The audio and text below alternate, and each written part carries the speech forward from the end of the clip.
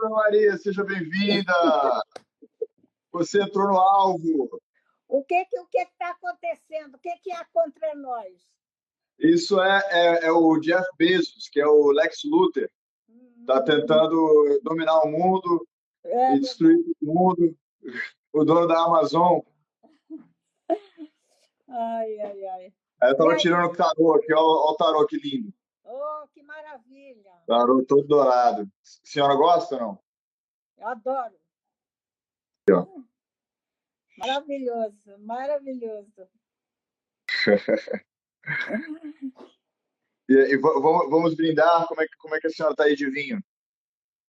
A gente vai Esperando beber por a garrafa você. inteira ou só uma tacinha? Como? Vamos beber a garrafa inteira ou só uma tacinha? Depende. Se a conversa for longa, a gente vai, porque a garrafa está cheia. Precisa de mais tempo, né? É Não dá verdade. pra gente virar o copo, não. Então, ó, saúde. Saúde, saúde, saúde da senhora. Que a senhora passe por essa pandemia inteira para a gente poder brindar juntos pessoalmente. E Maravilha. todos nós. Delicioso. Já decantou o suficiente. Oh, que maravilha! Fantástico! Olha só, Olha, estamos bebendo um maravilhoso Esteva do Esteva. Douro. É uma das melhores minhas regiões favoritas de vinho, é o Douro, sabia? É verdade. Eu gosto imenso. Ele é um vinho da Casa Ferreirinha, não é? Então, é uma casa muito tradicional e geralmente produz excelentes vinhos. Essa eu não conheço, porque eu não sou grande conhecedor de vinho, mas eu vou lembrar desse nome, Casa Ferreirinha. Essa é uma casa boa, pode confiar. Pode confiar, pode confiar. Inclusive, a casa onde se produz o Barca Velha, que é outro excelente vinho, não é? Entre outros, não é? Mas é excelente. O vinho do Porto Ferreirinha é um dos melhores também. Vou pedir para o pessoal da produção anotar aqui. Barca Velha, né? Para a gente Barca poder Velha, isso. É. tomar no nosso Depois, happy se hour da quiser, empresa. pede para a Milena, eu mando alguns nomes de vinhos dessa casta, que é muito boa. Maravilha, sim, aceito com muita ansiedade. E aí, Dona Maria, vamos Diga, conversar um pouquinho sobre sua arte, sobre sua vida.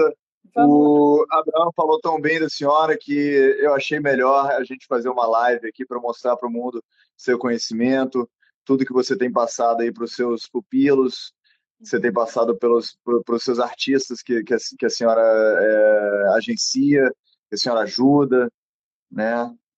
Então, se a senhora puder dar uma introdução sobre a sua vida, sobre como a senhora começou na arte. Acho que vamos começar dos primórdios, talvez, para a gente te Ok, conhecer um pouquinho. ok. Eu gostaria muito de agradecer ao Abe, né? A Uniase. Abe-san. Eu chamo ele de Abe-san.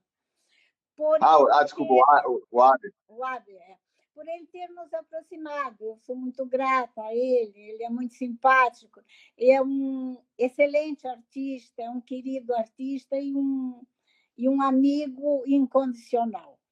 Então, ele está, inclusive, com uma exposição individual online, que é curada pela Anjos Art Gallery e por essa pessoa que vos fala.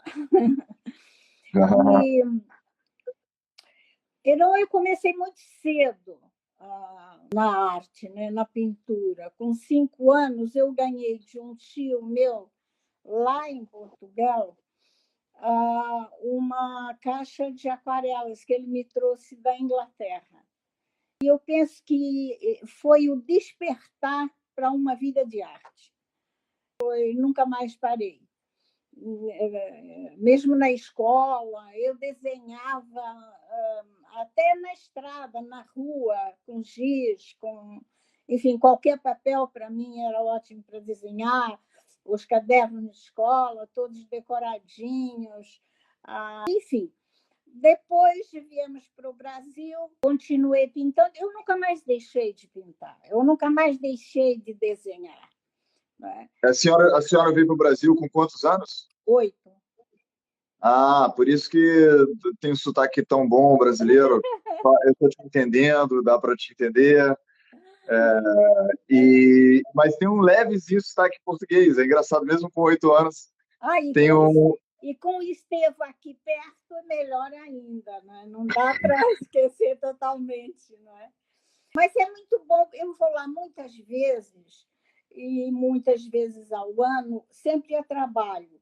E é muito gostoso, eu gosto do sotaque da casa-mãe, não é? Eu gosto do sotaque da casa-mãe.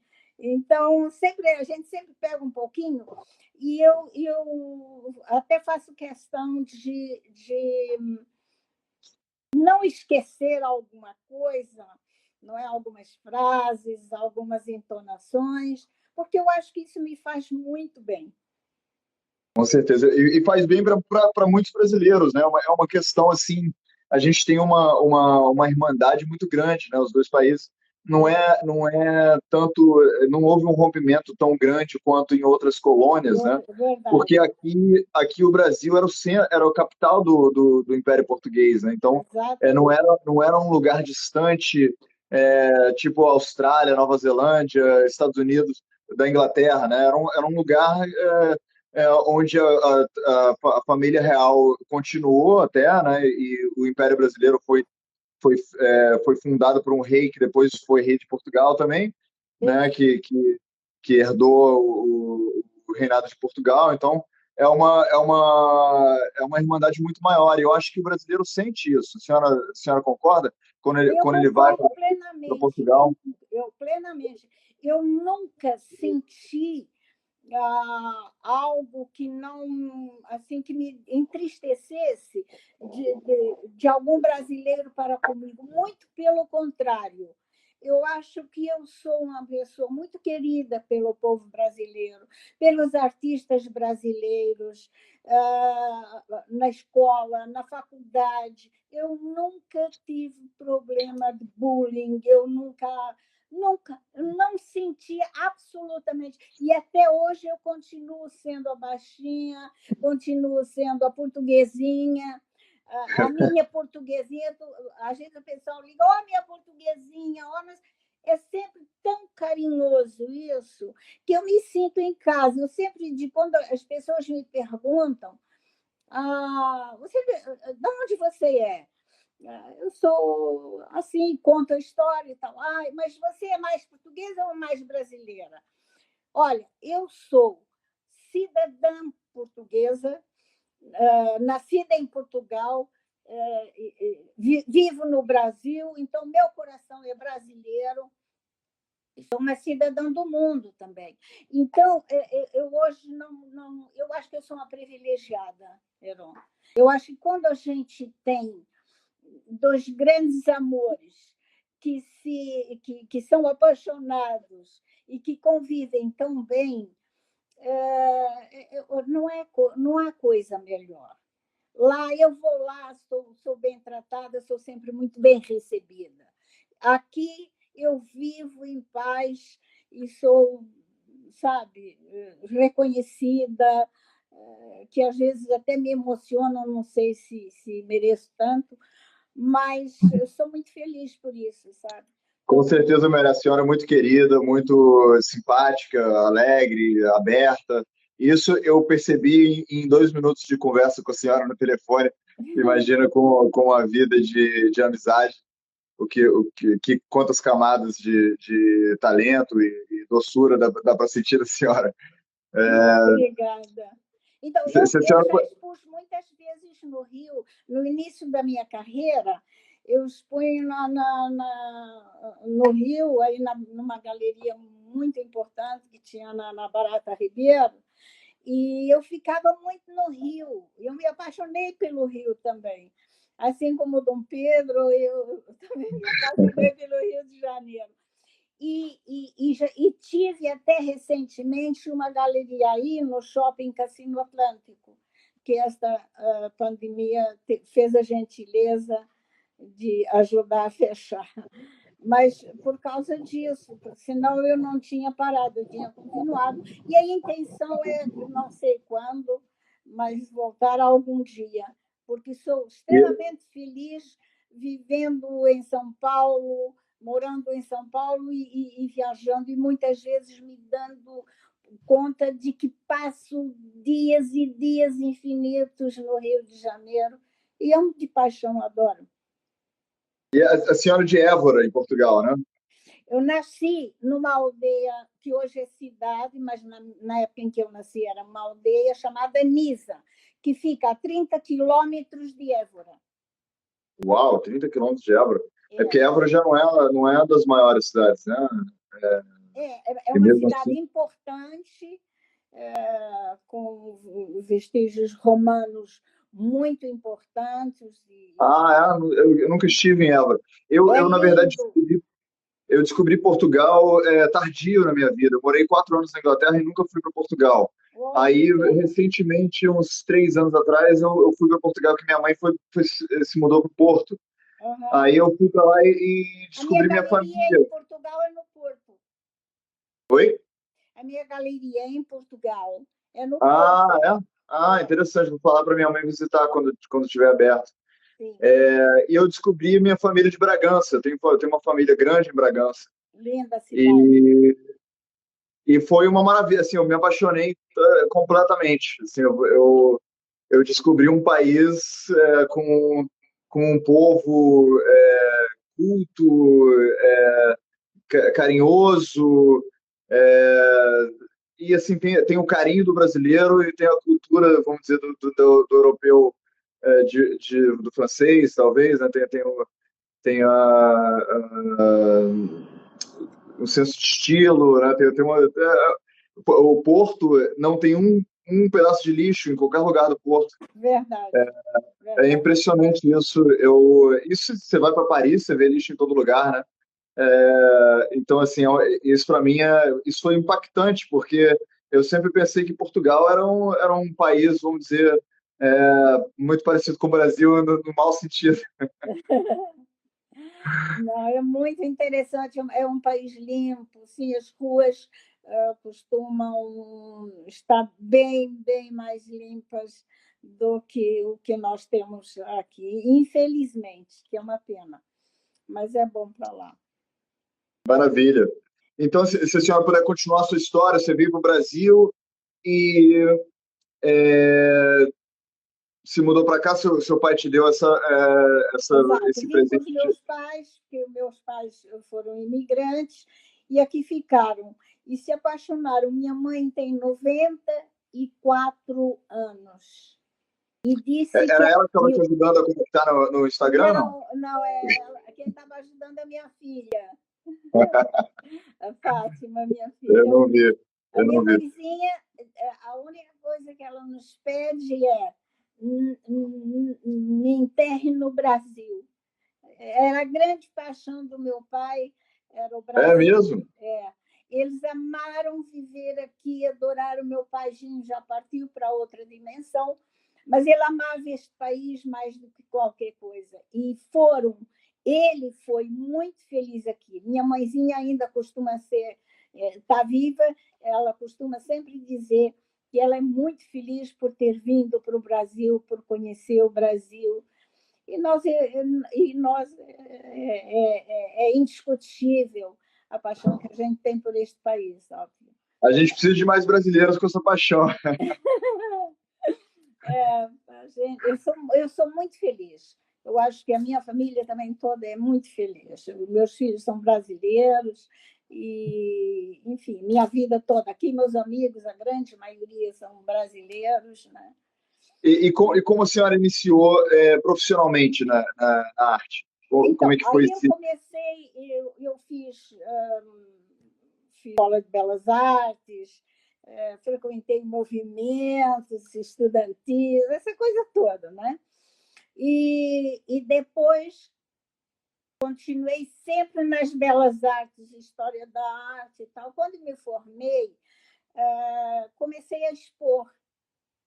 Eu expus em vários lugares no Brasil, de norte a sul, e fora do Brasil. Comecei a expor fora do Brasil, inclusive no Japão, para onde fui imensas Uau! vezes. E foi, E, foi e, e como a senhora fez de ser estudante para começar a se expor, especialmente se expor no Japão, como é que foi esse pulo? então, Como a senhora se desenvolveu? eu tive um ateliê na Avenida Paulista. E ali, na São Carlos do Pinhal, tem o Maxud Plaza. E lá dentro, naquela época, tinha uma lojinha que eu deixava lá algumas telas de vez em quando. E um senhor passou por lá, gostou de uma tela, comprou. Depois deu volta ali pela Alameda Campinas e tal, entrou numa galeriazinha que tinha ali, uma galeria pequena também, gostou da tela e comprou. Quando ele chegou no hotel, ele percebeu que era a mesma assinatura e, obviamente, eram obras do mesmo artista. E aí ele chegou na lojinha lá e falou: olha, eu quero falar com este artista. Aí a pessoa lá da lojinha disse: ela é uma artista, é uma mulher. Eu falou: mas com essa pincelada, agora é que eu quero conhecer mesmo. Então ele era um Por quê? japonês, era um Porque é grande uma mistura muito marchand. masculina. Como é que funciona isso? Eu não entendo o suficiente. É porque assim, eu sou pequena de estatura e tal, mas eu tenho uma pincelada forte. Então, mais ou menos as pessoas acham que a minha pincelada é uma pincelada de homem, de macho, uma coisa mais forte, assim, né? E não é tão delicada. Supõe-se que a mulher pinta com mais delicadeza. Eu talvez tenha um pouco dessa delicadeza enfim, na forma de conduzir, talvez, não sei. Mas na pincelada eu não sou tão frágil A, assim. a senhora pode mostrar algumas obras suas? Bom, hoje eu tenho mais aqui de artistas com quem trabalho, mas numa outra oportunidade, sim, posso espalhá-las pela casa. Ah, sim. Mas E agora não tem nada para a senhora mostrar. Uma ou duas, talvez? não, tem Não tem nada, tudo. não. Enchi a casa dos artistas, Ah, de outros artistas, de olha outros só. artistas, Que é com quem humildade. estou A minha trabalhando casa, a agora. minha casa é cheia de fotos minhas, espalhadas pela parede. Ai, que bom. Eu sou super egocêntrico. A senhora põe outros artistas, é impressionante. E eu não sou nem talentoso, é só foto mesmo, que outra pessoa que tirou. Uhum.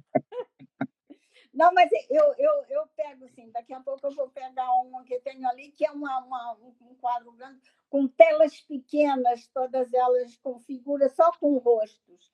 Né? Foi uma fase que eu tive, só pintei rostos, mas não rostos assim, Não bonitinhos, não. figurativa, Deformados, abstrato. loucos, rostos bem loucos. Não é? E então eu Bem louco. comecei a expor e depois expus muitos anos na Europa toda e tal. Me dei muito, inclusive na Índia, na China. Mas o que eu gostaria de entender é como é que funciona essa cena das artes plásticas de se tornar um artista reconhecido, né? Que eu acho que muita gente que está nos ouvindo agora gostaria de saber isso, né? Porque todo mundo, mesmo que não esteja fazendo artes plásticas na faculdade, hoje em dia a gente vive num mundo que as pessoas mais e mais estão se conectando com um artista dentro delas. Então, independente de serem advogados ou, Deus o livre, dentistas, se conectam, né, com música ou com algum talento, né, que faz e gostaria de saber como desenvolver isso mais, né? Como ser reconhecido, como se desenvolver, né? Porque às vezes a primeira coisa que o artista pensa é como que eu posso ser reconhecido. Mas o artista mais maduro, ele já pensa mais em se desenvolver, né? Em ser melhor, independente do reconhecimento. Então, se a senhora pudesse endereçar esse assunto, Claro, claro. que a senhora tem muita experiência com isso, seria muito bonito para a gente. Então, esse japonês que comprou essas duas telas, quando chegou no quarto, que olhou que eram a mesma assinatura, quis conhecer. Bom, eu fui lá, fui chamada, fui lá, almocei com ele, e teve um amigo, porque ele japonês e morando lá, e como ele falava vários idiomas, deu para a gente se entender um pouquinho em espanhol, um pouquinho em inglês e tal, e conseguimos conversar. E ele me convidou para expor na galeria dele em Osaka. E eu fiquei muito impressionada, porque como que eu vou para o Japão? E ele disse, olha, eu lhe dou a primeira passagem, pago para a sua estadia lá, e você tem que me levar 30, 40 telas. E eu fui um pouco mais atrevida, me preparei, e depois disso, né, com esse convite, preparei 57 telas. Uau, que isso. E levei tudo. Por isso que todo mundo te ama. A senhora faz dever de casa muito bem. Quem faz isso? Quando alguém me pede para fazer 10, eu falo, pô, aqui 9 com muito esforço. Eu então, levei, mas Heron, foi impressionante. 3 dias antes da abertura, a exposição já estava montada. E ele chamou os colecionadores, então. Tinha tudo vendido. 3 dias antes. Aí ele me disse, olha, Uau. Eu sinto muito, mas você vai ter que trabalhar. Vou comprar telas e tintas e você vai. Me arrumou um local lá onde eu ficava. Lá no Japão? Lá no Japão, só comia. Mas não tinha problema de conversão, assim, você achou todos os materiais que precisava? Tudo. Os melhores pincéis, as melhores telas, as melhores tintas. E o japonês é tão apaixonado por arte, né, por cultura. Parece que o Japão foi tirado da Califórnia, né, e saiu andando assim, que é muito parecido. Né? O Japão é um pedacinho de terra assim que é igual a Califórnia. Eles adoram todo tipo de seita, né? Lá tem todo tipo de religião, adoram todo tipo de música. Você sabe que os maiores fãs eu já vendi vinil, né? Eu tenho um grande amigo que tem loja de vinil. E os maiores fãs de coisas mais obscuras que você pode imaginar é no Japão. No Japão. Até não dá nem para entender como que eles acham, assim, né, artista brasileiro, melhor violonista brasileiro, eles têm lá todos os dias e a gente nunca ouviu falar. Verdade. E eles são assim mesmo. E quando eles gostam, eles te dão todo o apoio. Na noite de abertura, não teve um convidado que não chegasse com um presente para mim. Eu ganhei desde o uísque, né? O samurai, aqueles uísques de arroz, aquela coisa, os mais caros que você possa imaginar, até um cinto de couro. Eu recebi flores, nem se fala. Eu disse, eu não sei como é que eu vou levar isso para o Brasil. Já vi que a senhora gosta de bebida, hein? O uísque japonês, conhece de vinho, a gente vai ser muito amigo. Com certeza. E aí foi maravilhoso. Além dessas 57 telas, eu pintei mais 30, 40. Bom, vendi mais 32 telas até terminar a exposição. Telas pequenas, não telas grandes, telas 50 por 60, 60 por 70. A maior que eu tinha, 1 por 1. Mas essas foram as primeiras que eu levei daqui. 50 por 70 não é tão pequeno, não. Já é um bom tamanho. Mas porque ele me disse, não traga muito grande, porque no Japão os espaços são pequenos. E eu acho que eu vendi tanto porque as obras não eram muito grandes, não é? Depois teve aí voltei para o Brasil, tal, teve um terremoto lá em Osaka que abalou Foi uma loucura, acabou com museus e uma série de coisas. Eles sofrem tanto lá no Japão, isso é outra coisa que Verdade, tem cada desastre, né? É verdade. Aí eles me ligaram, meu machão me ligou e disse: olha, se você, nós vamos fazer um leilão aqui. Se você puder ajudar com algumas obras, você manda, nós leiloamos. Eu falei, ok. Aí eu pensei, poxa, mandar só 2, 3 obras minhas não vai refrescar nada, né? Aí pensei, vou convidar. Aí pedi, o MAB era vivo, pedi ao MAB uma obra para mandar, pedi uma obra a Tomi Otaki, o Antônio Henrique Amaral, o Fang, enfim, os grandes mestres da E época. eles gostavam especialmente da Tomi Otaki, por ser de descendência japonesa. Ela é de descendência japonesa, né? Gostavam. Na verdade, eles queriam tudo que eu mandasse, eles queriam, porque isso ia virar dinheiro, não é? Eu mandei, consegui 30 obras de artistas relevantes. Uau!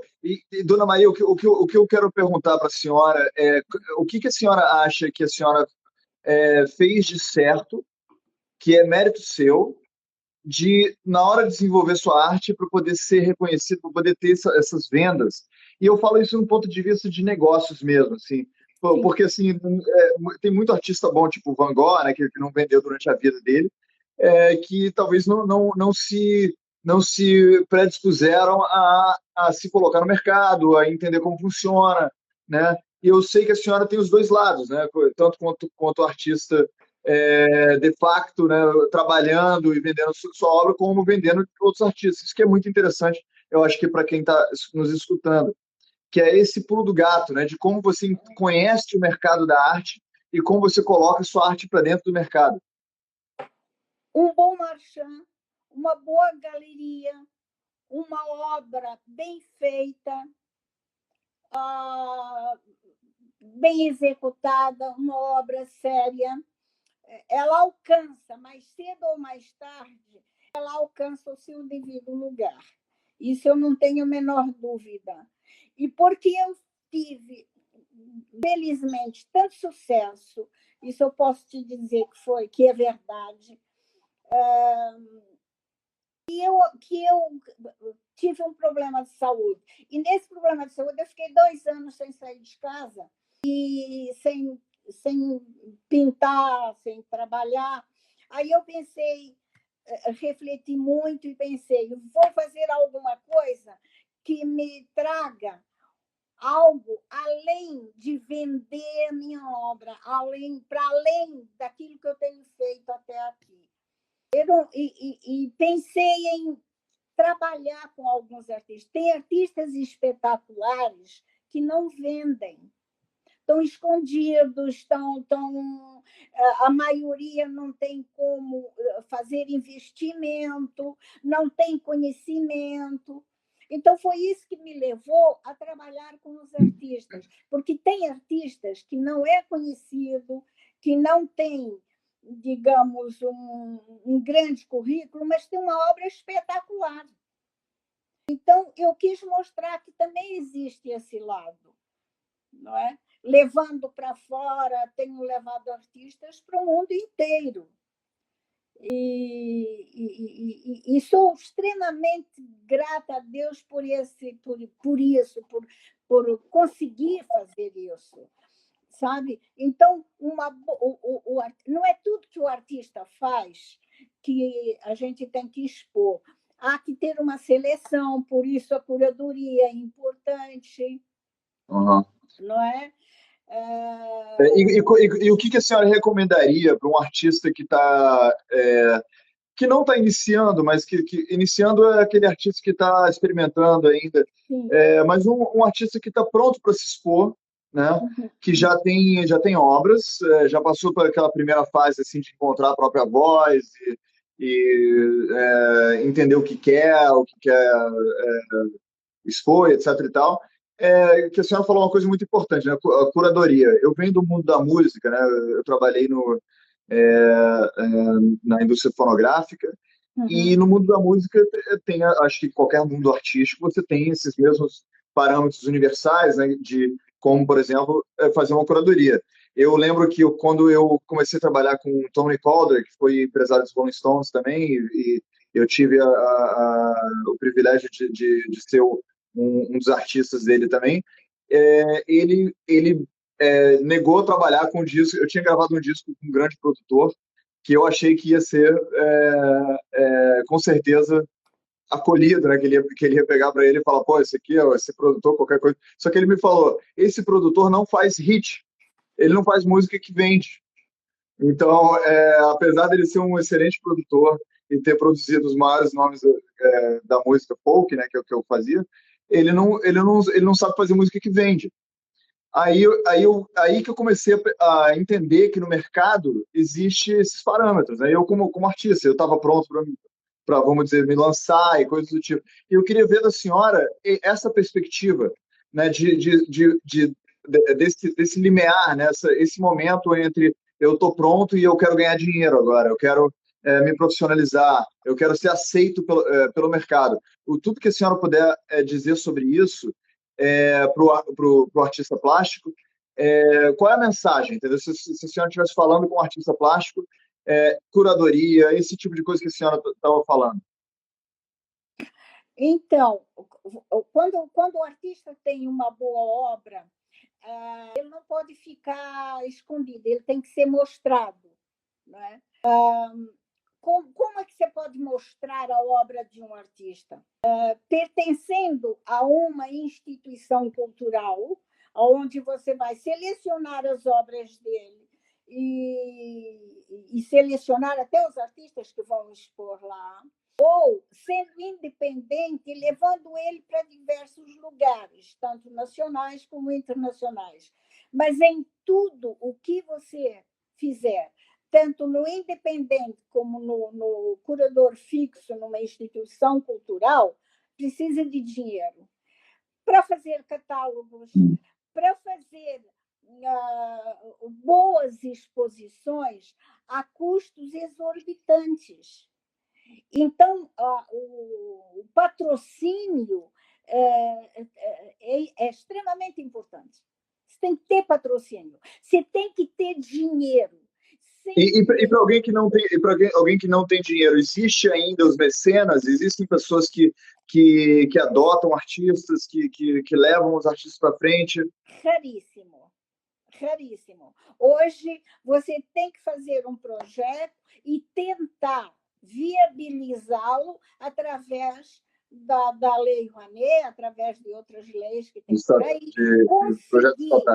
conseguir esse patrocínio, não é, para poder expor os artistas nos lugares melhores que puder. E sem dinheiro, ninguém. Porque a primeira coisa, você bate numa porta, você vai numa galeria nacional ou internacional. Dona Maria. Olha esse artista aqui. E a pessoa vai dizer: tem patrocínio? Tem dinheiro? Fazemos. Não tem dinheiro? Não. Dona Maria, por que não existe mais mecenas? Porque eu acho que isso foi se diluindo. E hoje você conta nos dedos os artistas que têm um mecenas que investe neles. Eu conheço um artista que tem um mecenas, mas eu conheço centenas de artistas que não têm mecenas nenhum. Que adorariam ter. Que precisariam ter. Essa artista é uma grande artista, é espetacular, mas como ela, tantos outros são ótimos, têm obras fantásticas, mas não têm mecenas.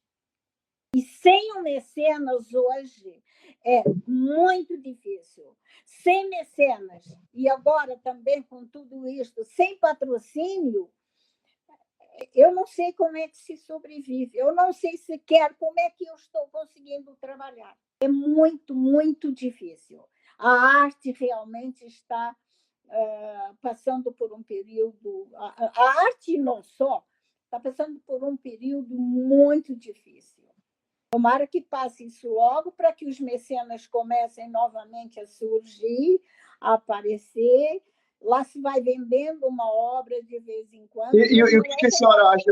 Como a gente poderia revitalizar interesse dos investidores privados em arte e nos artistas? Porque eu acredito assim, não sei se a senhora sabe disso, mas eu fui do mercado financeiro, ainda sou, né, do mercado financeiro, mas eu trabalhava mais ativamente no mercado financeiro nos últimos 7 anos. E eu aprendi muito sobre investimento e o que vale a pena, o que não vale a pena. E eu queria entender da senhora que tem esse lado do business também. É, vamos dizer, eu como investidor, o que a senhora poderia me dizer para me convencer a investir na carreira de um artista e não só em obras? Então, você tem que ter esse poder de persuasão, oferecendo uma obra que você, depois de pesquisar, que é uma obra que vale a pena, você tem que convencer o mecenas ou o investidor, nesse caso, que vale a pena investir nessa obra. Eu acabei de perceber uma coisa. Eu percebi uma coisa que eu acho que é relevante, que a gente chama mecenas, e eu acho que a concepção popular tem mecenas como um grande benfeitor, que está ajudando o artista meio que de graça. Mas se a gente for analisar os mecenas históricos mais a fundo, a gente percebe que não é exatamente assim, né? Os mecenas muitas vezes ganharam muito dinheiro com os artistas que ajudaram, né? É, muitos mecenas viraram mecenas profissionais, no sentido de ter 5 a 10 artistas que ajudavam e tinha um desconto enorme, né, ou de graça, aquelas obras maravilhosas, desenvolviam os artistas e no final tinha patrimônio, né, em nome desses artistas. Famílias de banqueiros, né, a família Rothschild, com acho que é Oppenheimer, o nome do pintor, a família Médici com qual é o nome dele? O Bertolucci, não, Bertolucci esqueci o nome agora. Bom, mas famílias de banqueiros, sobretudo, que já são investidores e tudo mais, e eu acho que a gente pode fazer essa hipótese, né? Como que a gente pode, nós, eu vamos dizer, eu e a senhora, como artistas, como que a gente pode convencer investidores, né, que é um bom negócio? A senhora acha que isso tem futuro? Porque eu, pessoalmente, não vejo que o governo tem futuro, entendeu? Eu não vejo que estatais têm futuro. Eu acho que nem deveria ter. Pessoalmente, eu acho que a sociedade civil deveria ser movimentar. autossuficiente, não depender do Estado para. Infelizmente, a gente depende porque não tem indústria, etc. Mas eu queria ver da experiência da senhora o que convence esses investidores a sair dessa coisa, não, mas cenas é um benfeitor, na verdade, pode ser um grande investimento você encontrar artistas. Olha, eu vou lhe contar um caso bem simples. Eu encontrei um menino, um rapaz que um dia veio no meu escritório e disse assim: eu gostaria de comprar arte. A senhora me enviou umas imagens e eu gostaria eu quero comprar uma dessas obras, que eram pequenas e tal. E eu quero que a senhora me indique qual desses artistas eu posso comprar. E aí ele disse: eu não quero perder dinheiro. Eu percebi que eu poderia ter ali um grande colecionador.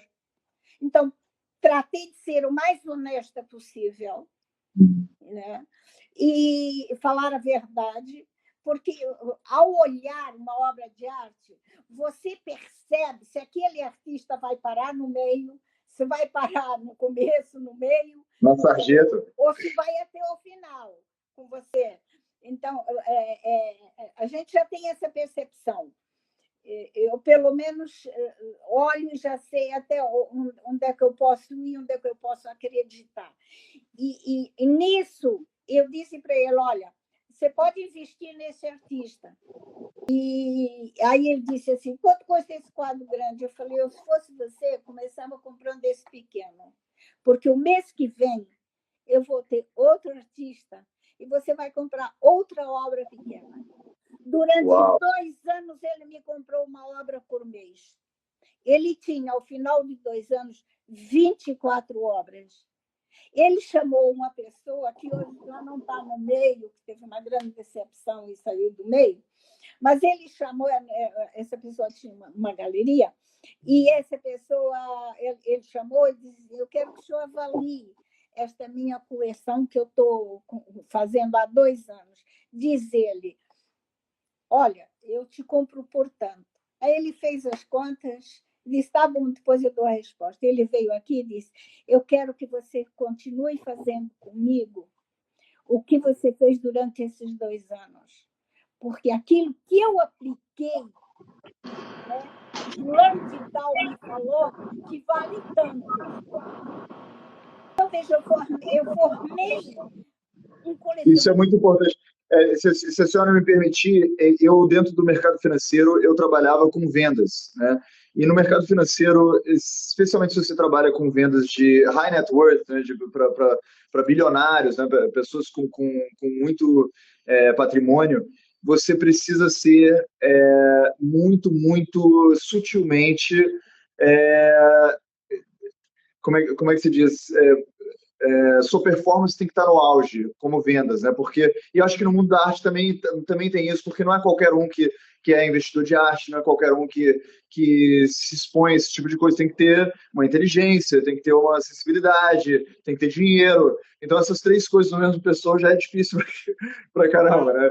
Inteligência, acessibilidade e dinheiro numa só pessoa. Então, eu acho que até o mundo da arte é um pouco mais sutil ainda. Mas eu percebi, porque eu era basicamente um vendedor, né? A gente, obviamente, não chama de vendedor porque a gente não tava mexendo com sapatos, a gente estava mexendo com fundos e tudo mais. Mas eu percebi a mesma coisa que a senhora está falando sobre a importância da honestidade. E não é uma honestidade piegas, né? Daquela tipo, Não, você não, tem que ser ético. É uma questão de business mesmo. Se você business não for, mesmo. você vai perder o business, Sim, né? sim, sim, E eu acho sim, que é sim. isso que eu admirei na fala da senhora, que a senhora não chegou cheio de falsa modéstia, falsa ética, né? Você Não, falou não. muito claramente, para poder se sobressair, tem que para poder ganhar a lealdade, né, do cliente, do investidor, você precisa ser honesto, porque Claro. os maiores investidores, eles têm acesso a todo tipo de investimento, não é? Exato, exato.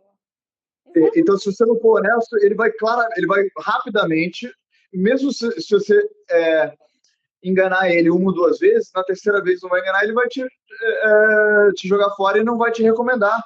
Aí você vai perder. Completamente.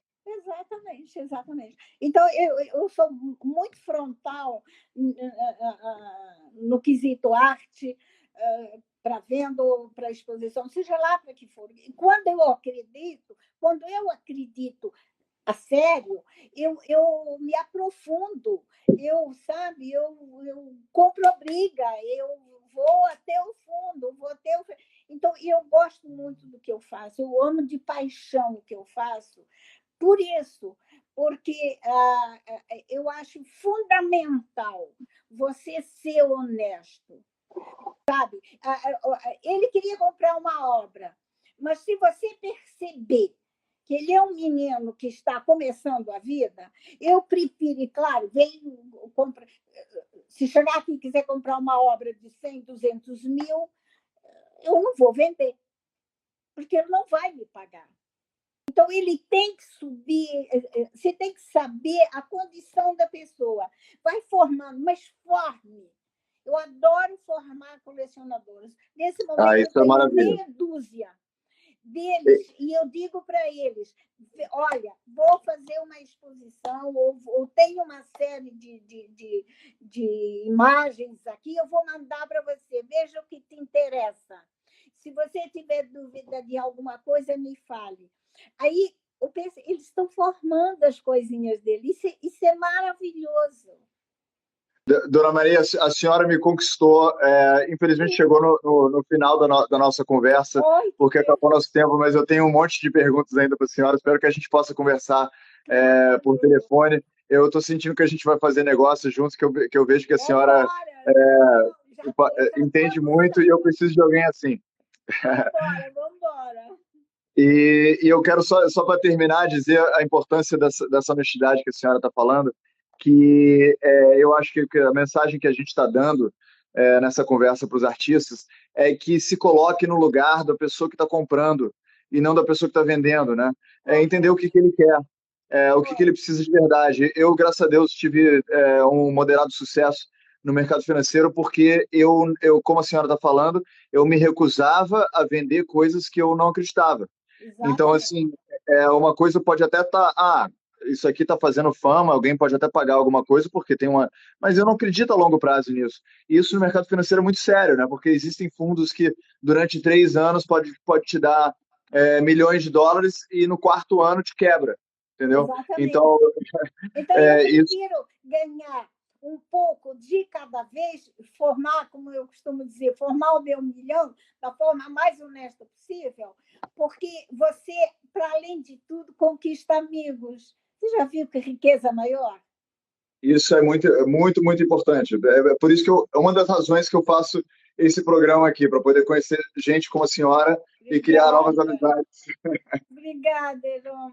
Então, Obrigada. eu Foi um queria te prazer agradecer muito enorme por ter falar aceitado o meu contigo. convite, por ser essa pessoa maravilhosa, do bem, uma Obrigada. pessoa aberta, uma pessoa serena.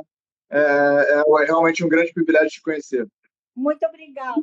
Olha, você, viva A nós, a nós. tudo de bom. Tudo de bom. Muito Muito obrigado. obrigada. Um beijo a todos. Tchau, tchau. Saúde. Saúde.